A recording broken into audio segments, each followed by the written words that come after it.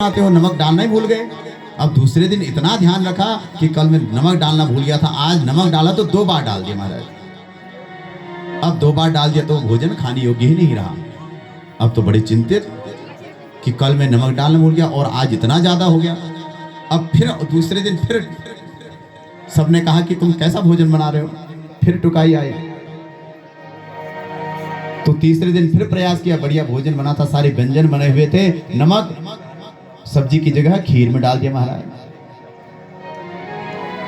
अब तीसरे दिन फिर टुकाई खाई। चौथे दिन कहा भैया रोज रोज तुम ऐसा क्या कर रहे हो। अब चौथे दिन तो उसने कहा भैया ये नमक है ही बेकार चीज, इसलिए इसको फेंक देना चाहिए। कभी ज्यादा हो जाता है, कभी होता ही नहीं है और कभी दूसरी चीज में पड़ जाता है, इसलिए चीजें खराब है। तो ब्रह्मा जी कहते हैं बेटा प्रियव्रत, इस संसार में जैसे नमक की स्थिति है वैसे ही प्रत्येक चीज की स्थिति है। नमक को हमें प्रयोग करना आना चाहिए।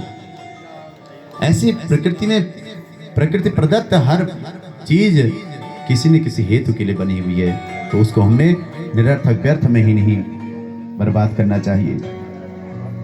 कि धर्म विरुद्धो भूतेषु को कामोस्मि भरतर सब।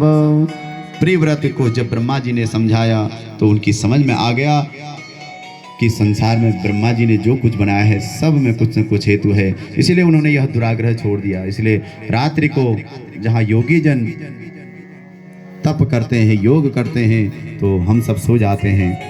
तो रात्रि का भी अपना महत्व है।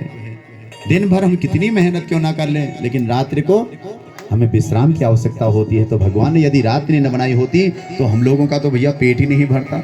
हम तो रात दिन मेहनत करते करते पैसा कमाते रह जाते और हमारी आयु और भी कम हो जाती इतनी मेहनत करते करते। तो इसलिए भगवान ने रात्रि का भी महत्व बनाया कि दिन में मेहनत करो और रात्रि को विश्राम करो। परंतु रात्रि को विश्राम करने का अर्थ ये नहीं कि रात्रि को आप 12-12 बजे तो विश्राम करो। तो एक समय सीमा है उसकी। यथा समय आप रात्रि को टाइम पर सो जाएंगे तो प्रातःकाल ब्रह्म मुहूर्त में उठ जाएं, ताकि आपकी दिनचर्या अच्छी चले। क्योंकि सज्जनों प्रातःकाल की जो ऊर्जा होती है वो बहुत ही उत्कृष्ट होती है। वो यह जीव के अंतःकरण को प्रज्वलित कर देती है, उसकी सोई हुई वृत्तियों को जागृत कर देती है। इसलिए सुबह सूर्योदय के समय सोने से हमारी सारी जो सद्वृत्ति है वह सो जाती है महाराज। इसलिए सूर्योदय के समय कभी भी हमें शयन नहीं करना चाहिए, दोनों संध्याओं के समय शयन नहीं करना चाहिए। तो ब्रह्मा जी ने समझाया, प्रियव्रत को समझ में आ गया। अंत में प्रियव्रत को वैराग्य हो गया कि जब भगवान ने सारा संसार बना रखा है तो इसमें हर प्रत्येक चीज का कोई न कोई हेतु बना रखा है, तो मैं क्यों चिंता करूं। परम वैराग्य हो गए। तो यही भगवान के भक्त भी करते हैं। अपना जितना कर्म होता है उतना कर्म करते हैं, जितना उनके बस का होता है उतना प्रकृति में अपना योगदान देते हैं। परंतु जहां उनको मालूम होता है कि अब हमारी आवश्यकता नहीं, तो भगवान के भजन में समर्पित हो जाते हैं महाराज।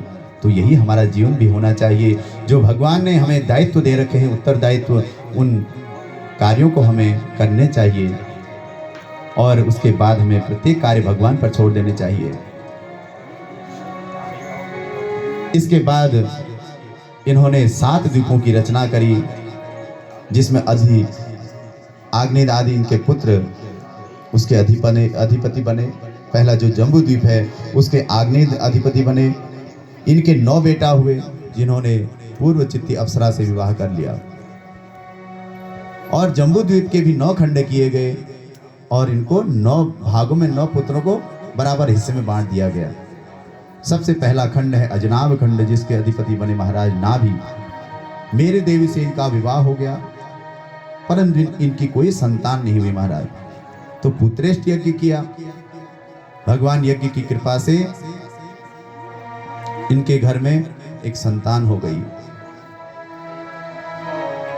किंचायम राजर्षिरपत्य कामः प्रजाम भवादृषि माशासान। तो यज्ञनारायण जब प्रकट हुए थे तो पूछा कि क्या चाहते हो। इतने में सभी गदगद हो गए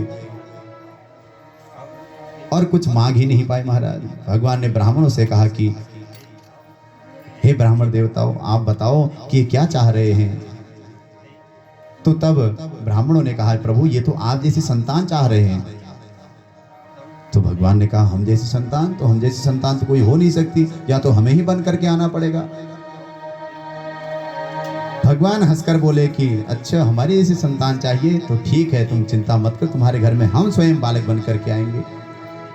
तो ब्राह्मणों का वचन निभाने के लिए भगवान स्वयं बेटा बनने के लिए तैयार हो गए। भगवान स्वयं नाभि पुत्र ऋषभ देव के रूप में प्रकट हो गए। बोले ऋषभ देव भगवान की जय हो। ऋषभ भगवान के तेज ओज से इंद्र को भी जलन होने लग गई महाराज, स्प्रेहा होने लग गई, क्योंकि भगवान का ही अंश है। इंद्र सोचने लगे कि ऋषभ देव कहीं मेरी पदवी ना छीन ले। देखिए हमने कल भी कहा कि उच्च पद पर जाने के बाद व्यक्ति को अपने पद से च्युत होने का निरंतर खतरा बना रहता है। इसलिए जो व्यक्ति नीचे पहले धरातल पर है उसे गिरने का कोई भय नहीं है। इसलिए इंद्र को स्वर्ग का अधिपति बनाया है, परंतु वहां से भी वह बार बार इसी